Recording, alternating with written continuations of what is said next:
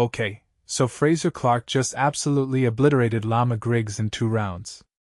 Let me start by asking you this. How meaningful is a win like this for a fighter trying to climb the ranks? Because honestly, if you blinked, you missed it.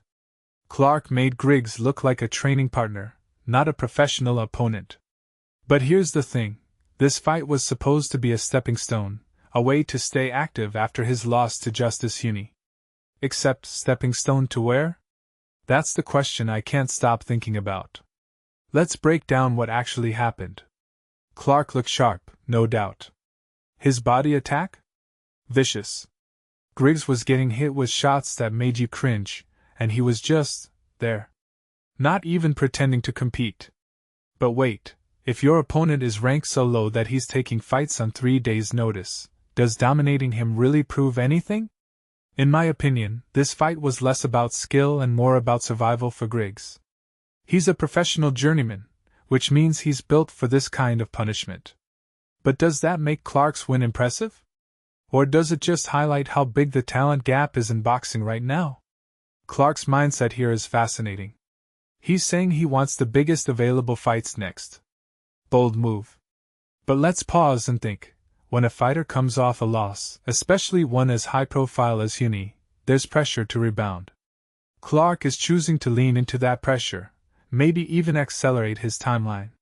Is that courage or recklessness? I'd argue it's a bit of both.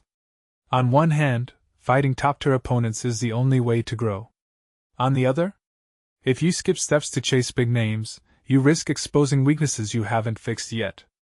His team has to balance ambition with strategy here.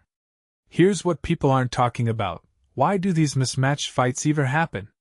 Griggs took this on 3 days' notice.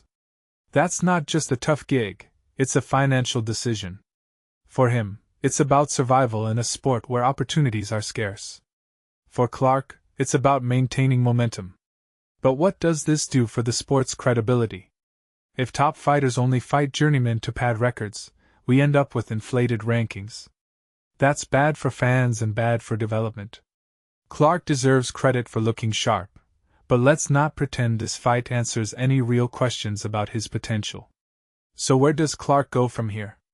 If he jumps straight into a title fight, that's exciting, but risky. If he takes another tune-up opponent, maybe he builds more polish. Personally, I think this win proves he's physically ready for bigger names, but mentally? Emotionally? We saw against Huni that elite boxing demands more than just strength. The deeper issue here is how fighters balance ambition with progression. Clarke's eagerness is admirable, but boxing isn't a sprint, it's a marathon. One dominant performance doesn't mean he's ready for the elite. But hey, what do you think? Should he chase the big names now, or take it slow? Let me know in the comments, because this debate's just getting started.